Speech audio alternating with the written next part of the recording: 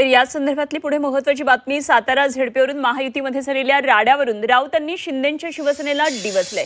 कातड पांघरलेल्या वाघांची मांजरं झाली आहेत, राऊत म्हणाले। तुम्हाला साताऱ्यातल्या रस्त्यांवर बेदम चोपलंय आणि सातारा झेडपी निवडणुकीतल्या प्रकारून संजय राऊत यांनी ही टीका केली आहे। तुम्ही केलेल्या कर्माचं हे फळ आहे असं राऊत म्हणाले।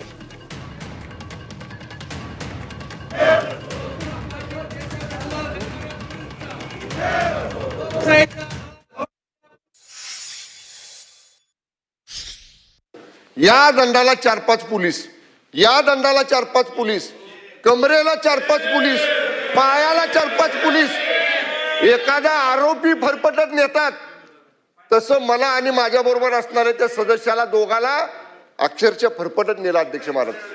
अध्यक्ष महाराज या संदर्भामध्ये 4 दिवस झाले मी गोळ्या खातोय।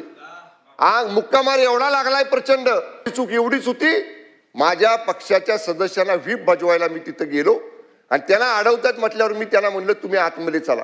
ही लोकशाहीचं रक्षण करणं माझी चूक आहे। आणि अध्यक्ष महाराज आम्ही तर चौघं होतो, मी जबाबदारीने सांगतो, मला कोणाचं नाव घ्यायचं नाही, पण समोरच्या बाजूला एका विशिष्ट पक्षाचे 10-15 पदाधिकारी होते। ते हे वाघाचे कातडे पांघरलेले वाघ गर्जना करत होते, स्वाभिमानासाठी, हिंदुत्वासाठी आम्ही कसं पक्ष सोडला। आणि काल त्यांची विधिमंडळाच्या पायऱ्यांवर या वाघांची म्हणजे कातडं पांघरलेल्या वाघांची अक्षरशः मांजरं आणि बोके झाले होते। सरकारमधल्या मंत्र्यांची अवस्था का? तुम्हाला भारतीय जनता पक्षाच्या मंत्र्यांनी सातारच्या रस्त्यावर बेदम चोपलाय। कुठे गेला तुमच्यातला शिवसैनिक? कुठे गेला तुमच्यातला तो बाळासाहेबांनी घडवला मर्द मावळा?